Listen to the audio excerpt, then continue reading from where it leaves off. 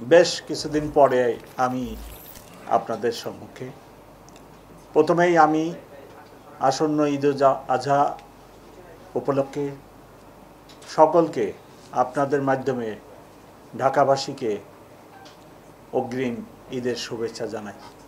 আসন্ন ঈদ সবাই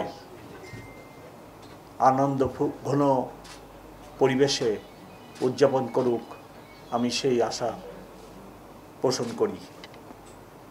বিসমিল্লাহির রহমানির রহিম। প্রিন্ট ও ইলেকট্রনিক মিডিয়ার প্রিয় সাংবাদিকবৃন্দ, আসসালামু আলাইকুম ও শুভ অপরাহ্ন। আজকের এই প্রেস ব্রিফিংয়ে আপনাদের সকলকে জানাই স্বাগতম। আপনারা সকলেই অবগত আছেন যে গত 13ই মে তারিখ রাত অনুমান 11:45 ঘটিকায় ঢাকা বিশ্ববিদ্যালয়ের মেধাবী শিক্ষার্থী SM শাহরিয়ার আলম সাম্য সোহরাওয়ার্দী উদ্যানে কতিপয় দুর্বৃত্তের হাতে নির্মমভাবে খুন হন।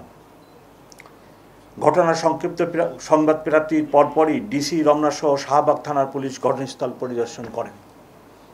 ঢাকা বিশ্ববিদ্যালয়ের প্রক্টর মহোদয়ের নিকট থেকে ঘটনাটির সংবাদ প্রাপ্তির সাথে সাথেই আমি সংশ্লিষ্ট সকল পুলিশ কর্মকর্তাদের ঘটনাটির সর্বোচ্চ গুরুত্বের সাথে তদন্তের নির্দেশ প্রদান করি। আপনারা অবগত আছেন, চাঞ্চল্যকর এই হত্যাকাণ্ডের ঘটনায় শাহবাগ থানায় একটি হত্যা মামলা রুজু হয় এবং ঘটনার রাতেই পুলিশ ঘটনার সাথে সংশ্লিষ্ট 3 জনকে রাজধানীর বিভিন্ন জায়গা থেকে আহত অবস্থায় গ্রেপ্তার করে। ঘটনাটির গুরুত্ব বিবেচনায় আমি নিবিড় তদন্তের স্বার্থে মামলাটি ডিবিতে স্থানান্তর করি। পরবর্তীতে বিজ্ঞ আদালতের মাধ্যমে ধৃত 3 আসামিকে রিমান্ডে নিয়ে জিজ্ঞাসাবাদ, প্রাপ্ত গোয়েন্দা তথ্য ও প্রযুক্তিগত বিশ্লেষণের মাধ্যমে ঘটনাস্থলে সরাসরি উপস্থিত ও হত্যাকাণ্ডে অংশগ্রহণকারীদের শনাক্ত করা হয়। আসামিদের গ্রেপ্তারের লক্ষ্যে কক্সবাজার, মুন্সিগঞ্জ ও ঢাকা মহানগরীর বিভিন্ন এলাকায় ডিবির একাধিক দল ধারাবাহিক অভিযান পরিচালনা করে এ সংক্রান্তে আরও 8 জনকে গ্রেপ্তার করে।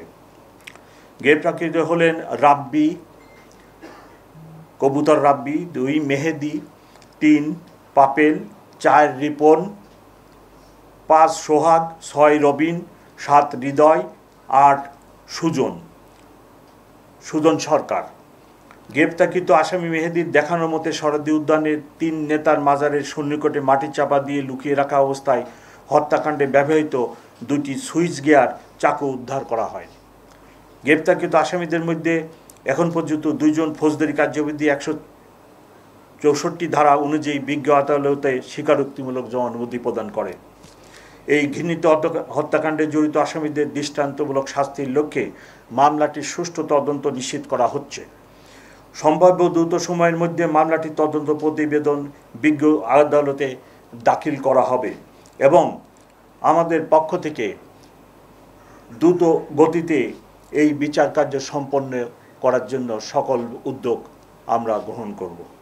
সকলকে অনেক ধন্যবাদ।